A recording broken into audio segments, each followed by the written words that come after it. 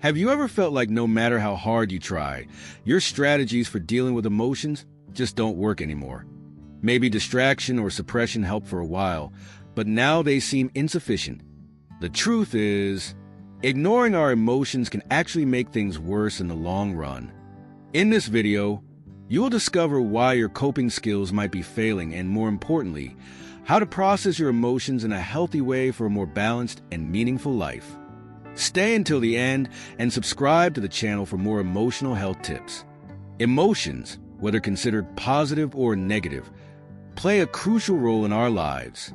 They act as internal compasses that guide our actions and decisions. Fear protects us from danger. Sadness helps us process loss.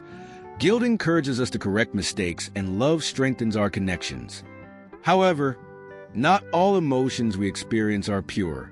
Many times, we interpret or distort emotions, leading to inappropriate responses. It's essential to learn how to distinguish genuine emotions from those influenced by past experiences or beliefs. An extreme example of the importance of emotions, and pain in particular, is a rare medical condition called congenital insensitivity to pain, where a person cannot feel physical pain. At first glance, this might seem advantageous, but in reality, it puts these individuals at serious risk. Children like Isaac and Ashlina, who suffer from this condition, can sustain severe injuries without realizing it because their bodies lack the natural pain alert system that protects them.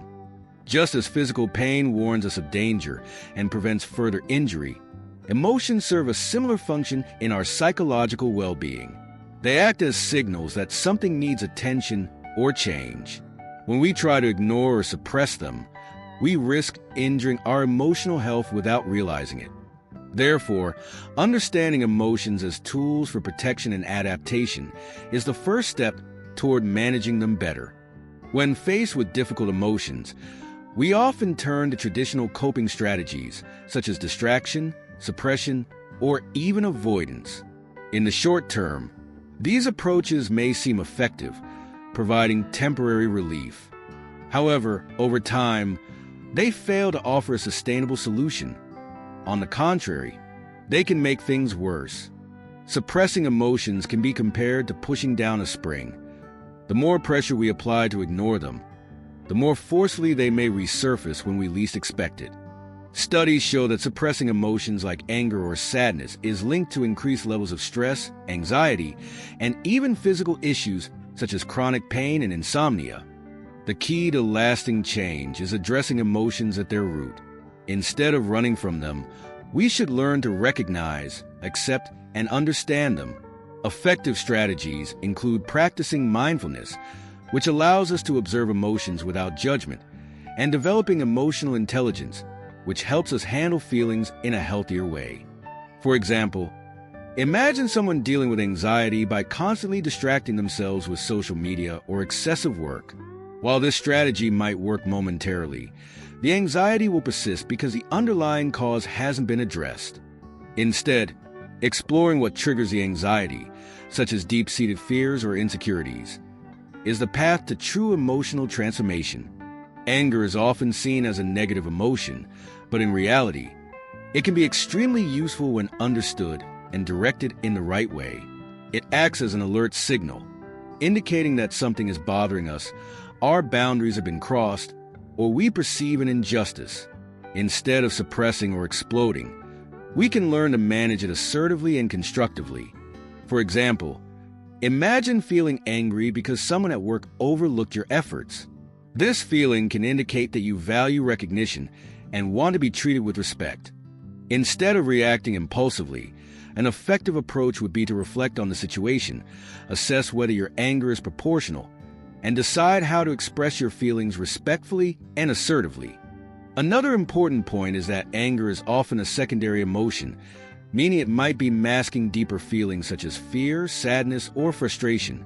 For instance, someone might feel angry after being rejected, when in fact they are struggling with an underlying fear of not being good enough. To better manage anger, some helpful strategies include: identify the trigger. Ask yourself, what exactly is bothering me? Reevaluate the situation. Is there another perspective I'm missing? Practice emotional regulation techniques, such as deep breathing and pausing before reacting.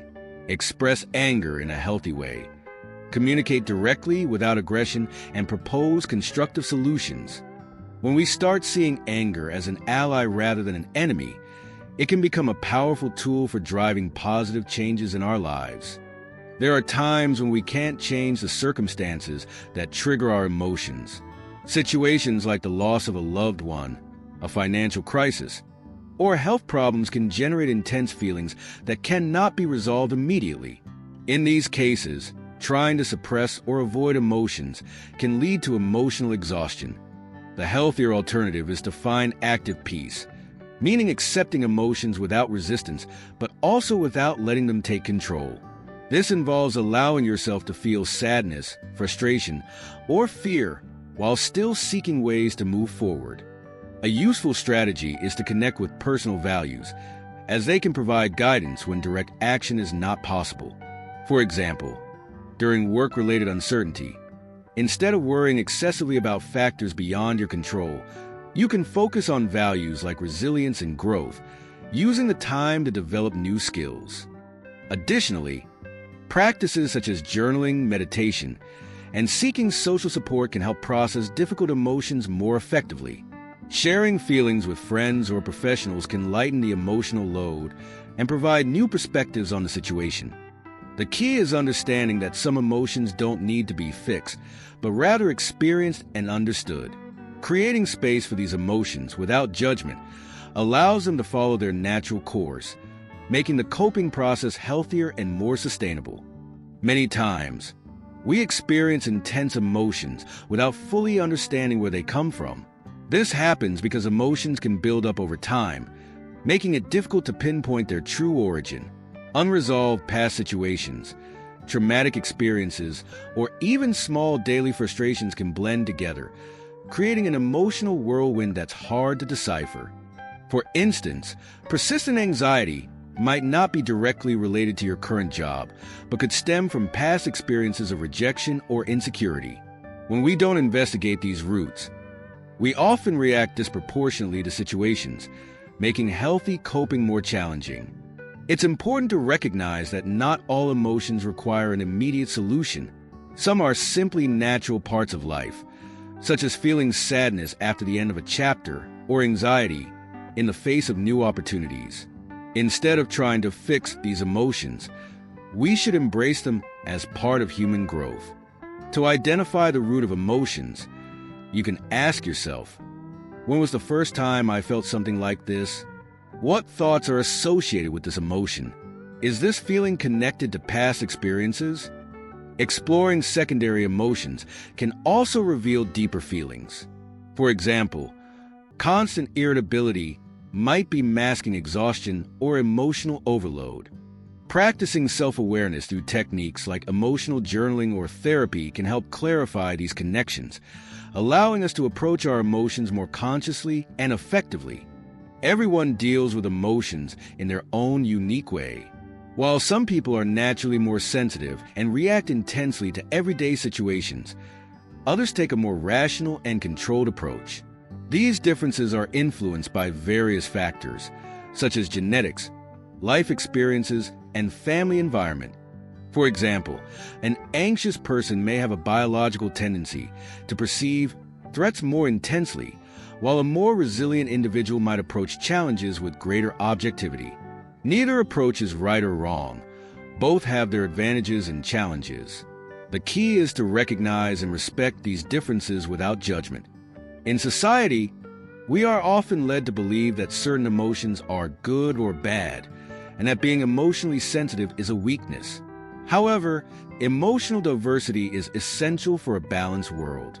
More sensitive people tend to be empathetic and intuitive, while those who manage their emotions well can excel in decision-making under pressure.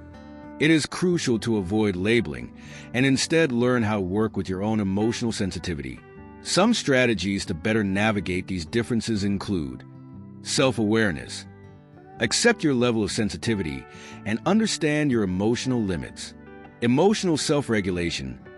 Develop techniques to balance intense emotions, such as mindfulness and breathing exercises. empathy for others. Respect that not everyone reacts the same way to situations, and remain open to different perspectives.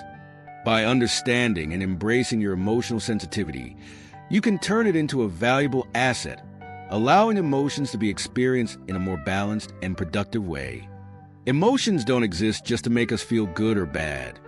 They have a clear purpose in our lives. They help us identify problems, motivate change, and strengthen our connections with others. When we see emotions as allies, we can live more authentically and with greater integrity.